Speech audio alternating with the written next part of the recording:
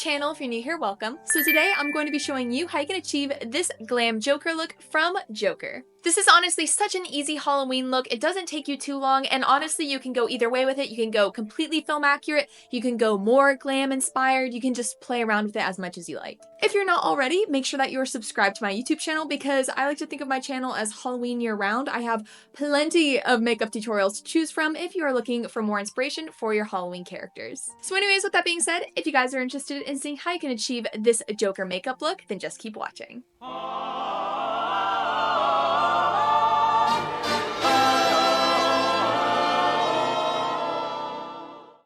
Hey Spoops, so to get started, I'm going to be popping in some blue contact lenses before moving on to taking my Rare Beauty foundation, and I'm just going to be applying this a little bit around the perimeter of my face where the white makeup will not be, just to kind of, create an even complexion. And then I'm going to be going into my Graftobian Pro Paint in White Swan, and I'm going to be starting to create the outline of the face paint. He has this really nice defined line close to the edge of his hairline, so I'm just going to be following my hairline with a white before going into my White Swan and NYX Total Control Foundation in Pale, mixing them together so that way I just get a really smooth consistency and something that's not too much of clown white. And I'm just going to be going ahead and applying this all over my face with a foundation brush before taking a fluffy foundation brush to blend this out and make it look nice and smooth.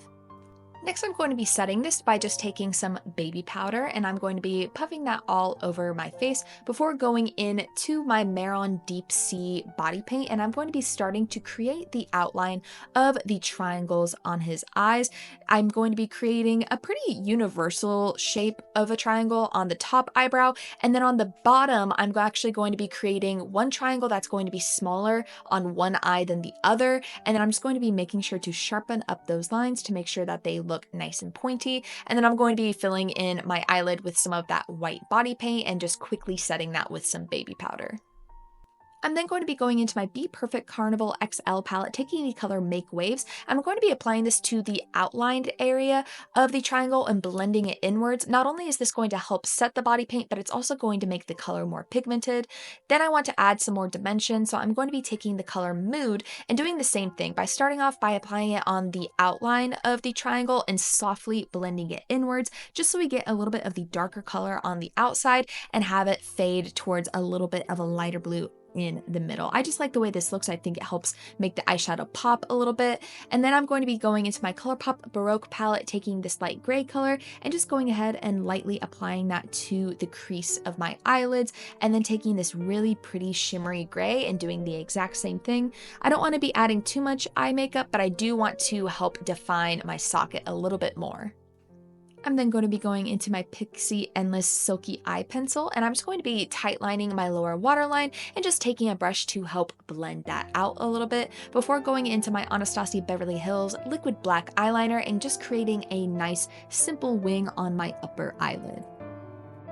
I'm then going to be taking my Mehron Paradise paint in red, and I'm going to be going ahead and starting off by creating his eyebrows. These are literally just two simple little blobs on top of the triangles, and then I'm going to be filling in the nose area as well before going back into my ColourPop Baroque palette, taking the light gray, and I'm going to be using this to just contour my face a little bit. I don't want to do too much, so that's why I like how this color is nice and soft, just to give a little bit more dimension to my face before going back into the red body paint. And then I'm going to be starting to create the shape of the mouth. I'm going to be starting off by lining above my lips a little bit and then bringing this down below my mouth and just going ahead and filling all of that in.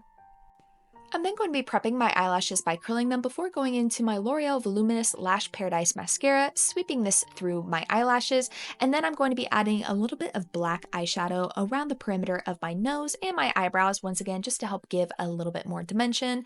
The eyelashes I chose for this look are my Sugar Pill eyelashes in Plush, so I'm just going to be applying that to my lash line, and then I decided I wanted a little bit of glitter for this look, so I'm going to be going into my ColourPop Midnight Masquerade palette, taking this absolutely stunning gel glitter, and I'm just going to be going ahead and popping that right onto my eyelid.